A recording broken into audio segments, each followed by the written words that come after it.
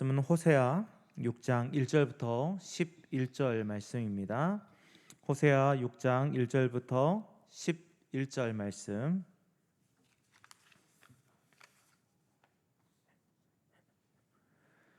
호세아 6장 1절부터 11절 말씀을 한 절씩 교독하면서 읽고 마지막 절은 같이 읽도록 하겠습니다. 오라 우리가 여호와께로 돌아가자. 여호와께서 우리를 찢으셨으나 도로 낫게 하실 것이요 우리를 치셨으나 싸매어 주실 것임이라. 여호와께서 이틀 후에 우리를 살리시며 셋째 날에 우리를 일으키시리니 우리가 그의 앞에서 살리라. 그러므로 우리가 여호와를 알자. 힘써 여호와를 알자. 그의 나타나심은 새벽빛같이 어김없나니 비와 같이 땅을 적시는 늦은 비와 같이 우리에게 임하시리라 하니라. 에브라임아 내가 내게 어떻게 하랴. 유대야 내가 내게 어떻게 하랴. 너희의 인애가 아침 구름이나 시 없어지는 이슬 같도다. 그러므로 내가 선지자들로 그들을 치고 내 입의 말로 그들을 죽였노니 내 심판은 빛처럼 나오느니라. 나는 인애를 원하고 제사를 원하지 아니하며 번제보다 하나님을 아는 것을 원하노라. 그들은 아담처럼 언약을 어기고 거기에서 나를 반역하였느니라. 길르앗은 악을 행하는 자의 고울이라. 피 발자국으로 가득 찼도다. 강도떼가 사람을 기다림같이 제사장의 무리가 세겜길에서 살인하니 그들이 사악을 행하였느니라. 내가 이스라엘 집에서 가증한 일을 보았나니 거기서 에브라임은 음행하였고 이스라엘은 더럽혀졌느니라. 같이 읽겠습니다. 또한 유다여 내가 내 백성의 사로잡힘을 돌이킬 때에 내게도 추수할 일을 정하였느니라. 아멘. 오늘 이 밤에도 주의 놀라운 은혜가 우리 성도님들과 함께하길 소원합니다. 우리 옆에 또 앞뒤로 우리 서로 한번 인사합시다. 사랑합니다. 네, 뒤로도 한번 인사해 주시고 눈을 마주치면서 우리 안에서 주님의 사랑이 넘쳐나길 소원합니다. 여름이 다가오면 생각나는 행사들이 있죠. 수련회를 이제 많이 합니다. 코로나로 인해서 대면 수련회가 어려워지면 안타깝게 또 온라인 수련회를 해야 되는데 또 그렇게 되면 예전과 같은 어떤 긴밀함이라든지 서로 이렇게 또 기도 제목을 나누면서 두 손 붙잡고 같이 기도했던 이런 것들이 사라지니까 참 마음이 안타깝습니다. 제가 섬기는 단체에도 이번 여름에 수련회를 진행하는데 피치 못하게 온라인으로 이렇게 진행하게 되었습니다. 그러나 이렇게 수련회가 이제 지금은 온라인으로 하겠지만 앞으로는 또 대면으로 될 것을 또 기대하면서 또 그렇게 기도하고 있습니다. 근데 수련회 하면 생각나는, 그러니까 수련회 하면 수련회 때는 꼭 이게 있어야지 하는 것들이 있습니다. 그러니까 다른 것들도 있죠. 뭐 레크레이션도 있고 공동체 훈련도 있고 뭐 여러 가지가 있겠지만 그 중에 가장 중심이 되는 프로그램 중에 하나가 저녁 집회, 저녁에 말씀으로 이렇게 우리의 마음들을 하나님께서 녹이는 그런 집회가 있죠. 또 그거와 함께 같이 중요하다라고 생각되는 것이 찬양의 시간, 경배와 찬양이라고도 표현하고 찬양이라고 합니다. 저희 단체에서는 이제 디스커버리라는 발견하다라는 뜻을 가지고 이제 찬양 인도를 하는데 저는 이제 대부분의 여름 수련회나 이런 수련회 때 찬양 인도를 했습니다. 그래서 찬양팀을 이끌고 선발해 가지고 한 달 정도 훈련을 시키고 그들과 함께 수련회를 진행을 했었죠. 그들과 함께 수련회를 하면서 그냥 스킬만 가르치는 것이 아니라 예배가 무엇인지 또 찬양이 무엇인지 왜 우리가 이런 역할들을 해야 되는지에 대해서 강의도 하고 또 그들과 여러 가지 말씀을 또 나누기도 합니다. 그때 단골로 나왔던 성경 구절이 어디냐? 바로 호세아 6장 6절입니다. 우리 다시 한번 호세아 6장 6절을 읽어보도록 하겠습니다. 나는 인애를 원하고 제사를 원하지 아니하며 번제보다 하나님을 아는 것을 원하노라. 아멘. 그렇죠. 하나님 우리의 형식적인 예배를 원하는 것이 아니라 우리의 마음을 원하시는 것을 믿습니다. 이 본문을 가지고 또한 여러 성경 구절을 가지고 제가 이야기하는 게 있습니다. 예배에 대해서 강의할 때 가장 첫 번째 되는 게 뭐냐면 예배의 3요소를 이야기를 합니다. 예배의 3요소. 여러분 예배가 형성되려면 중요한 것이 세 가지가 있는데 혹시 뭔지 아십니까? 예배의 3요소. 예전에 한번 이야기를 했던 기억이 있습니다. 첫 번째가 뭐냐면 예배의 3요소. 이거는 뭐 다른 책에 있는 게 아니고요. 제가 그냥 말씀들을 가지고 정리한 겁니다. 첫 번째가 뭐냐면 예배에 대상자가 있어야 된다라는 거죠. 예배의 대상자가 없는데 예배를 드린다? 이거는 말이 안 되는 거죠. 우리의 대상자는 누구실까요? 그렇죠, 하나님. 그런데 그 앞에 한 가지를 더 붙였으면 좋겠어요. 전능하신 하나님. 왜 제가 전능하신 하나님을 붙이냐면, 물론 하나님이라고 해도 되는데 제가 일본에서의 어떤 그 여러 가지 간증을 듣다 보니까 일본 분들 중에 특히 이제 선교사님들께서 일본에 가시잖아요. 그럼 일본에 가서 열심히 이제 기도를 하셔요. 왜냐하면 거기서는 기도 외에는 어떤 뭘 할 것이 없어요. 일본 사람들의 마음을 이렇게 움직이는 것이 기도밖에 능력이 없는 거죠. 그래서 뭐 1년이 지나고 2년이 지나고 성도들이 늘지 않으니까 열심히 기도했겠죠. 그래서 열심히 기도하는 거예요. 뭘로 기도했을까요? 한국말로 했을까요? 일본어로 했을까요? 일본어로 했겠죠. 왜? 일본에 갔으니까. 그래서 하나님이라는 것은 카미사마와 이렇게 하나님 이런 게 카미사마와 이렇게 하거든요. 그러니까 그렇게 하면서 기도를 하는 거예요. 카미사마와 뭐. 그런데 어느 날 기도를 하다가 환상처럼 귓가에 들리는 음성이 있었습니다. 뭐냐면 왜 불러? 이런 음성이 들리는 거예요. 근데 그 음성이 한 사람의 음성이 아니라 여러 사람의 음성이었다고 합니다.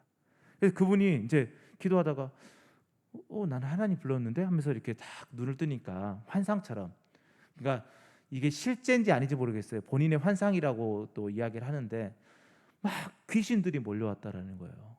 귀신들이. 그래서 저는 하나님한테 기도했는데 왜 너희들이 나타나냐? 라고 하니까 그 사람들이 네가 그렇게 불렀잖아. 신이라고. 이렇게.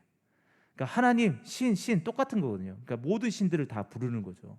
그래서 그분이 그때부터 기도를 할 때 뭐라고 했냐면 앞에 전능하신을 붙였대요. 제노나루 카미사마. 이렇게 하니까 그때부터는 하나님이 기도를 응답해 주셔서 또 교회가 부흥했다라고 간증을 하시더라고요. 실제 간증이었습니다.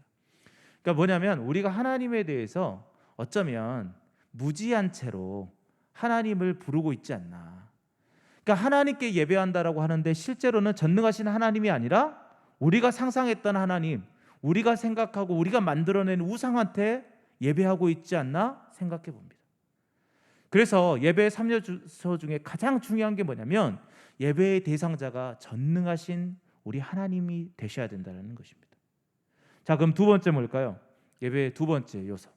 그것은 바로 뭐냐면 예배의 대상자가 있다면 예배를 하는 행위자가 있겠죠. 그것을 다른 말로 우리가 예배자라고 얘기합니다. 예배자가 있어야 되겠죠. 그래서 예배자가 전능하신 하나님 앞에 예배의 대상자인 분한테 예배를 드리는 거죠. 그런데 예배자는 그냥 준비되는 것이냐? 그렇지 않죠. 아무나 예배 드릴 수는 없어요. 전능하신 하나님 앞에 우리가 아무렇게나 예배를 드릴 수 있을까요? 없죠. 왜요? 전능하시니까, 그분은 거짓이 없으니까, 거룩하시니까 우리의 더럽고 추악한 육체로 하나님 앞에 예배를 드린다? 하나님은 그 예배를 절대 받으시지 않습니다. 그러면 우리는 어떤 준비를 해야 될까요? 우리의 죄악들을 다 회개하고 정결한 마음으로 아버지 앞에 나아갈 때 우리 예배를 하나님께서 받아주시는 거죠. 그래서 두 가지를 얘기했어요. 예배의 대상자인 전능하신 하나님, 그분께 예배자가 예배를 드리는데 마지막 세 번째 가장 중요한 거 또 뭐가 있을까요? 바로 경배가 있어야 됩니다. 경배. 그러니까 예배의 대상자인 전능하신 하나님 앞에 예배자가 회개함으로 깨끗함을 입고 아버지 앞에 나아가서 뭘 하는 거예요? 경배를 하는 거죠. 그게 예배의 3요소입니다. 근데 경배라고 하니까 그냥 뭐 찬양만 부르면 되냐? 그게 아니죠. 경배라는 것은 뭐 엄청 위대한 사람이 내 앞에 왔을 때 그분을 의존하는 것과 똑같은 거예요. 그런데 의존만 하면 끝나는 거냐? 그렇지 않죠. 왜요? 이 사람이 누군지를 알려야 될 거 아니에요, 사람들한테. 자, 이분이 이런 분입니다, 저런 분입니다. 그러니까 우리가 그분을 높이는 모든 행위를 경배라고 하는 겁니다. 그러니까 우리가 어떻게 해야 될까요? 찬양도 하고 외치기도 하고 그분이 어떤 분인지 또한 선포도 하고 또 그것을 듣기도 하고, 이 모든 행위들이 뭐다? 경배가 되는 거죠.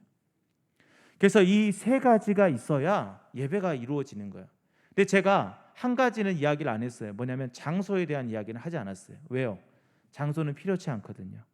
우리는 어느 곳에든지 예배를 드릴 수 있어요. 이 3요소만 만들어진다면.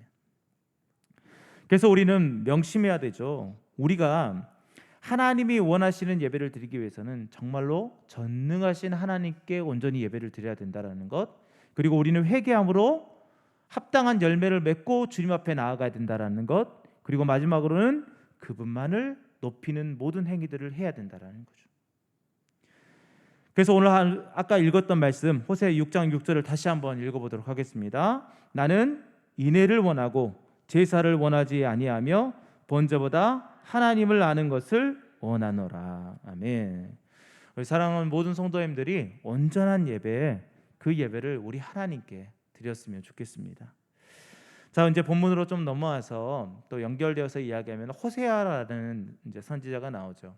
이 호세아라는 단어는 이제 구원이라는 뜻이고, 우리가 호세아는 많이 외쳤어요. 왜냐하면 예수님 할 때 그 예수도 호세아하고 똑같은 단어입니다. 그리고 여호수아라는 단어도 호세아와 똑같은 단어죠. 그러니까 다 동일한 단어입니다. 그래서 구원 되시는 우리 하나님께서 우리를 다시 한번 회복시켜주는 메시지가 호세아 메시지죠. 그래서 그 안에서는 특별히 이제 북이스라엘의 어떤 행위에 대해서 이야기를 합니다. 북이스라엘, 그러니까 남유다나 뭐 다른 이방의 나라도 있겠지만 특별히 북이스라엘을 향해서 선포한 하나님의 심판의 메시지, 그리고 회복의 메시지가 같이 호세아서에 있는 것입니다. 그런데 우리는 알고 있죠. 이것이 북이스라엘에게 선포되었지만 그것이 절대로 북이스라엘만을 향한 선포가 아니라는 것, 남유다에게도 동일하게 선포되는 말씀이고 이방 나라들에게도 동일하게 선포되는 말씀, 그리고 또한 지금 우리에게도 선포된 말씀이라는 것을 우리가 믿고 이 말씀을 접해야 될 것 같습니다. 특별히 북이스라엘은 영적으로 굉장히 침체되어 있고 이제 멸망의 마지막 순간입니다. 이게 BC 750년경에 쓰여졌다라고 하죠. 근데 BC 722년, 그러니까 한 30년 뭐 이쯤이죠. 그때 북이스라엘이 아수르에 의해서 멸망을 당합니다. 그러니까 멸망당하기 바로 직전 그때에 쓰여졌던 책이 호세아서예요. 그러니까 얼마나 영적으로 타락해 있겠습니까? 특별히 우리가 잘 알고 있는 북이스라엘은 베델과 단에 금송아지를 놓고 이분이 하나님이다 라고 하면서 그 금송아지를 섬기고 있지 않았습니까? 그만큼 그들은 영적으로 아주 사악하고 죄악 가운데 있던 나라였죠. 그런데 그 나라가 그냥 자기들의 예배만 생활을 잘못하는 것이 아니라 불우한 이웃들과 어려운 사람들을 돕기는커녕 그들의 등골을 뽑아먹는 위정자들 때문에 더 그 나라가 패악해졌다라는 거죠. 그런데 오늘 호세아서를 통해서 하나님께서 1절에 무엇라고 말하고 있냐? 자, 같이 한번 읽어봅시다. 오늘 1절 말씀. 오라 우리가 여호와께로 돌아가자. 여호와께서 우리를 찢으셨으나 도로 낫게 하실 것이요 우리를 치셨으나 싸매어 주실 것임이라. 아멘. 그렇게 사악한, 하나님을 온전히 예배하지도 않고 있는 이 북이스라엘, 그리고 위정자들로서 사람들, 그 백성들을 보살피고 이끌어가야 되는 이 위정자들이 도리어 그들을 핍박하고 그들의 등골을 뽑아먹고 있는 그런 상황 속에서 하나님께서 뭐라고 하냐? 내게로 돌아오면 내가 너희들을 회복시킬 것이다 라고 말씀하시는 거예요. 이 말씀을 하시는 하나님의 마음은 어땠을까요? 진짜 버릇없고 말 안 듣고 이거 도저히 돌이키지 못할 것 같은 이 아이가 있어요. 그럼 그 아이를 보는 주변 사람들의 시선은 어떨까요? 쟤는 이제 글러먹었어, 이런 생각이 들지 않겠습니까? 그런데 그 아이를 보면서 뭐라고 선포하냐? 다시 오면 너는 회복될 거야 라고 말하는 거예요. 사랑하는 성도 여러분, 이 메시지가 저는 솔직히 이해가 되지 않지만 이 메시지 때문에 저에게 또 여러분들에게 소망이 있음을 믿습니다. 왜냐하면 우리는 그러지 않을까요? 우리는 북이스라엘 같이 타락하지 않았을까요? 이 세대가 정말 하나님 앞에 북이스라엘 같지 않을까요? 모든 죄악 가운데 있고 위정자들은 자기의 어떤 이득을 위해서 살아가고 있지 않습니까? 뉴스를 접하고 여러 가지 환경과 여러 가지 걸 보면 자기의 이익만을 위해서 쫓는 사람들이 너무 많이 있는 것 같습니다. 근데 우리는 그러지 않을까요? 우리도 동일하겠죠. 그렇다는 것은 우리도 하나님께서 뭐라고 말씀하시냐? 너희들도 돌아와라. 그러면 내가 너희를 회복시킬 것이다 라고 약속하시는 말씀이라는 거죠.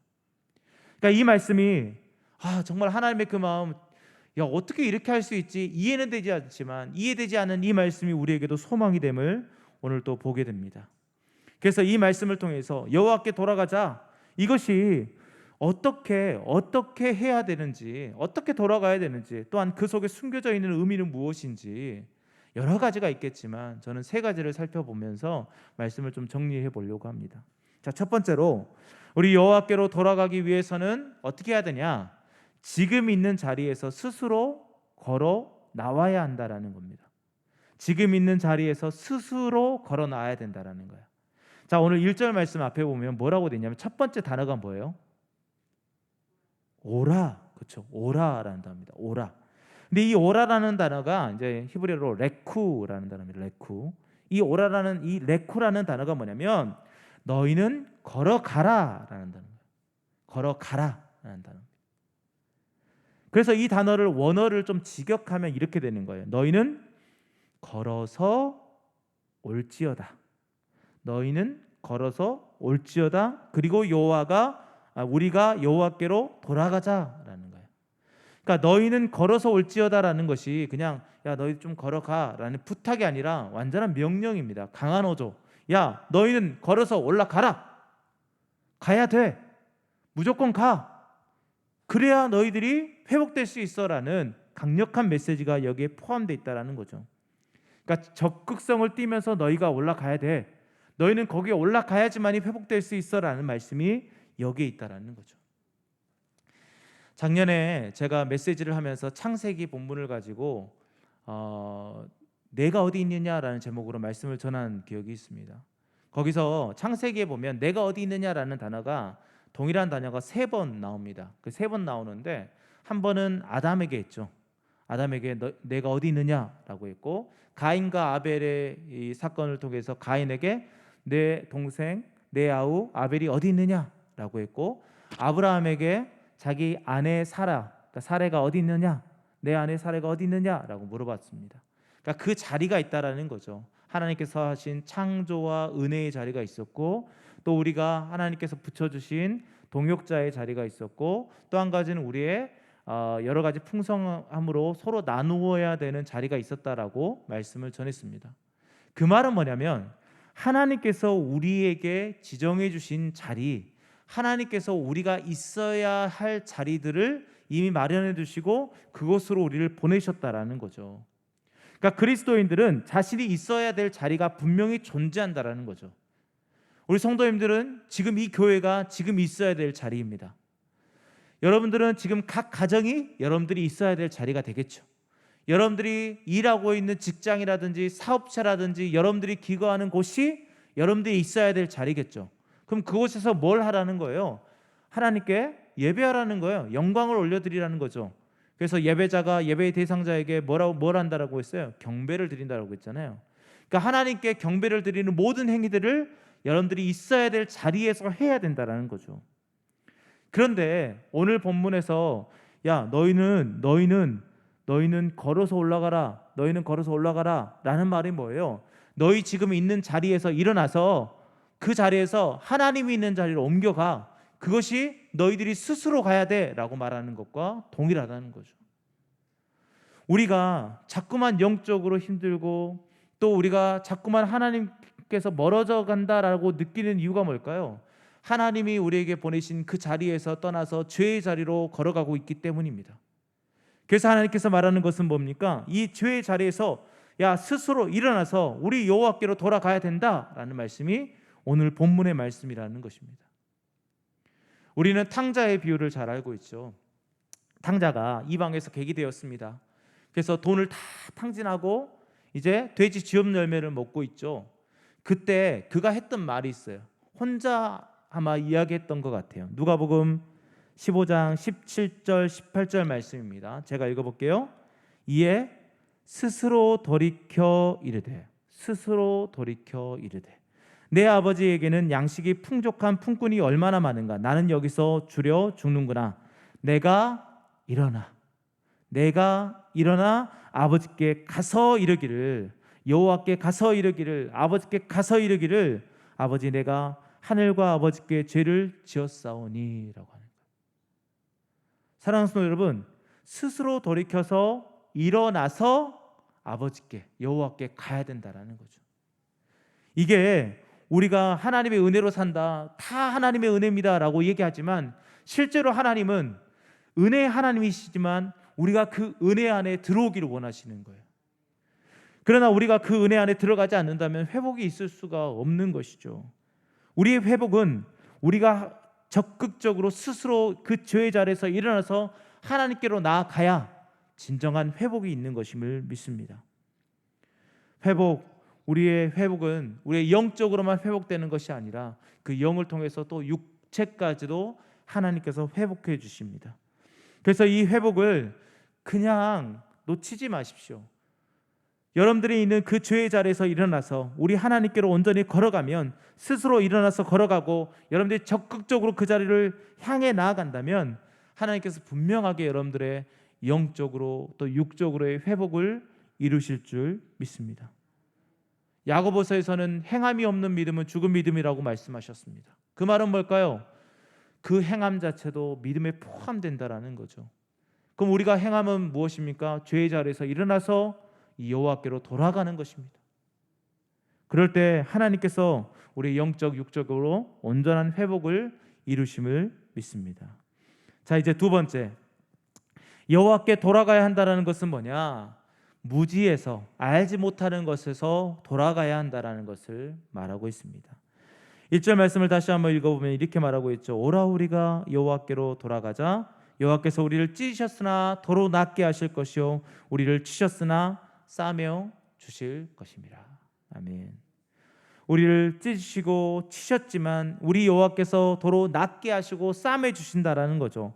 이 말씀은 뭐냐? 우리의 생과 사는 다 여호와께 있다.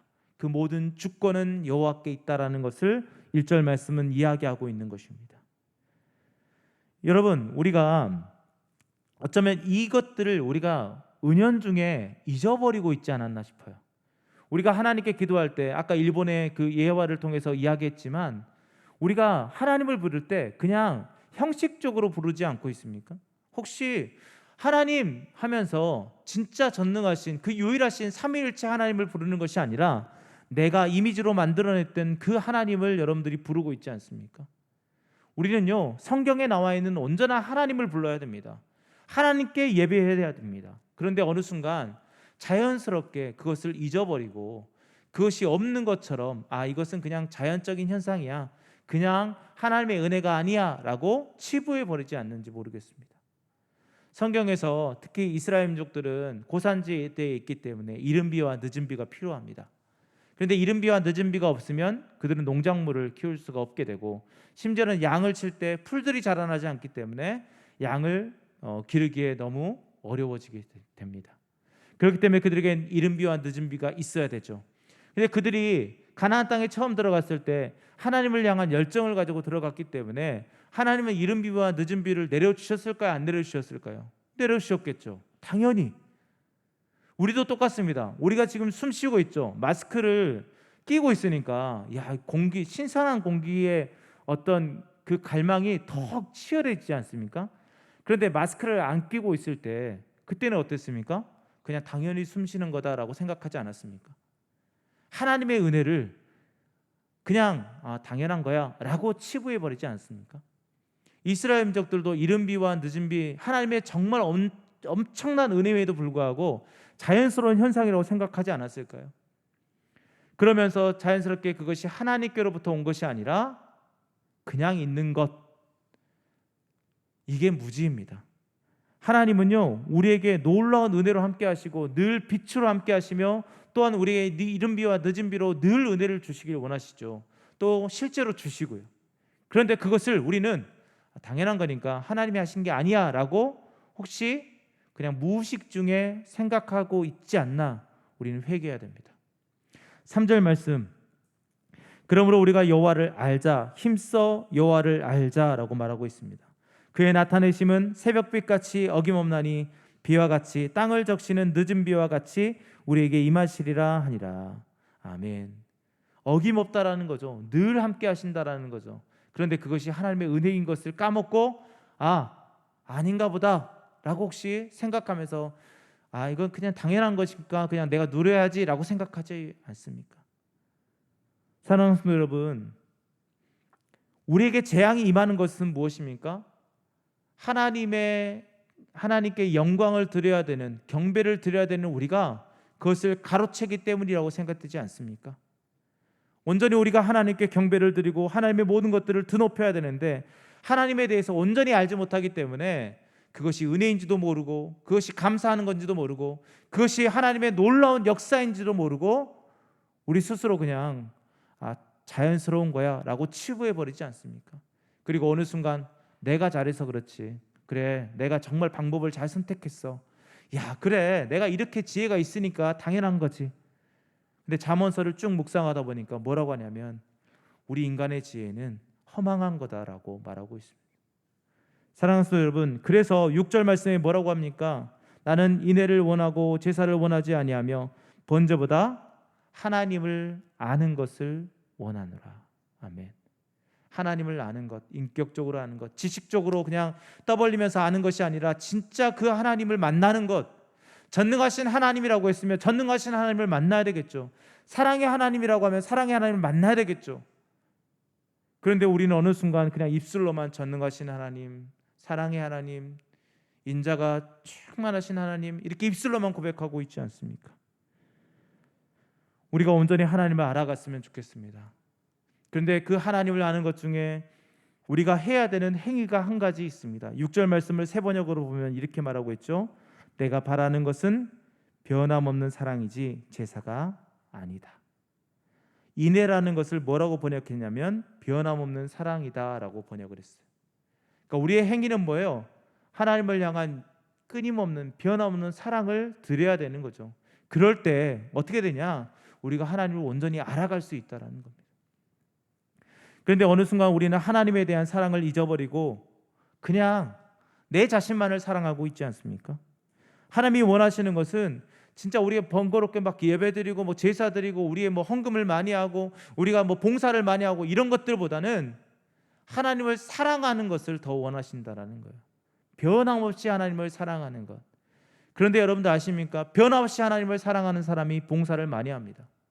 변함없이 하나님을 사랑하는 사람이 예배에 목쓴 겁니다. 변함없이 하나님을 사랑하는 사람이 자기의 모든 것들을 하나님 앞에 드리기에 아까워하지 않는 것입니다. 사랑하는 성도 여러분, 변함없이 하나님을 사랑함으로 하나님을 온전히 알아가는 우리 모든 성도님 되기를 축원드립니다. 자, 마지막 세 번째, 여호와께 돌아가야 하는 것은 뭐냐? 우리 회복은 오래전부터 계획되어졌기 때문입니다. 회복은 오래전부터 계획되었기 때문입니다. 자, 2절 말씀을 같이 한번 읽겠습니다. 2절 말씀. 여호와께서 이틀 후에 우리를 살리시며 셋째 날에 우리를 일으키시리니 우리가 그의 앞에서 살리라. 아멘.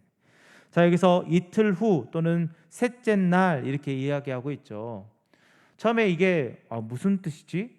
셋째 날, 이틀 후 이게 뭐지? 라고 생각했는데 이것은 만으로 이틀 후라는 말과 셋째 날 이것이 동일하다라고 생각하면 될 것 같습니다. 많은 주석가들이 이야기하는 것이 뭐냐면 예수님이 돌아가시고 3일 만에 부활하신 것들을 이틀 후 또는 셋째 날이라고 표현한다라고 얘기합니다. 그게 뭐냐면 돌아가시고 나서 3일째 되는 날 부활하셨습니다. 그렇죠? 근데 그 기간이 만으로 이틀이라는 거죠. 그래서 주석가들은 이틀 후와 셋째 날이 동일한 표현이다. 곧 예수 그리스도의 부활의 그 날짜들을 이미 말씀하신 것이다 라고 주석가들은 이야기하고 있습니다. 그것이 맞는 것 같아요. 왜냐하면 3일 만에 부활한다라는 것은 성경에 구약에서 찾아보면 요나의 그 기적밖에 없거든요. 근데 그것도 있지만 분명하게 3일 만에 뭐 셋째 날 이런 표현들이 다른 곳에 없지만 오늘 이 호세아서에 있는 것을 통해서 아마 예수님께서 이것을 인용하지 않았나라고 이렇게 주석가들은 이야기합니다. 뭐 어찌됐든 중요한 것은 이때부터 우리를 향한 구원하심이 계획되어 있다라는 것을 이야기합니다. 그 예수 그리스도의 죽으심과 부활하심 그리고 승천하심과 다시 오심이 있기 때문에 우리는 늘 하나님 앞에 나아갈 수 있게 되는 거죠.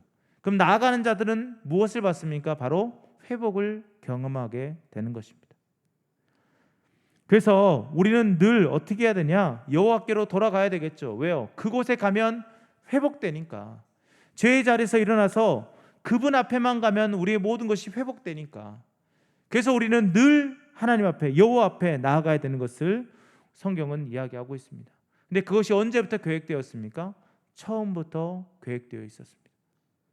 북이스라엘이 멸망하기 전부터 계획되어 있었고, 이미 하나님의 사랑은 창세기부터, 창조하기 전부터 그 모든 것들이 계획되어 있었음을 성경은 이야기하고 있습니다. 그렇기 때문에 우리의 회복이 오래전부터, 처음부터 계획되어져 있다면 그 회복은 어떤 회복이 되냐? 완전한 회복이 되는 것입니다. 불완전한 회복이 아니에요. 오랫동안 준비되어 있고 처음부터 계획되어지고, 이것을 위해서 하나님께서 우리의 놀라운 은혜를 베푸셨다면 그 계획은 완전한 회복 가운데로 우리를 인도하심을 믿습니다. 그래서 우리가 여호와께 돌아가야 되는 이유가 무엇입니까? 이미 준비되어 있는 그 회복의 자리가 있기 때문이죠. 그래서 우리는 죄의 자리에서 스스로 돌이켜 일어나서 어디로 갑니까? 여호와께로 돌아가야 되겠죠. 그때 우리에게는 온전한 회복이 있음을 믿습니다. 자, 이제 말씀을 정리합니다. 하나님께서는 북이스라엘에게 말씀하셨던 것처럼 동일하게 우리에게 뭐라고 말씀하시냐?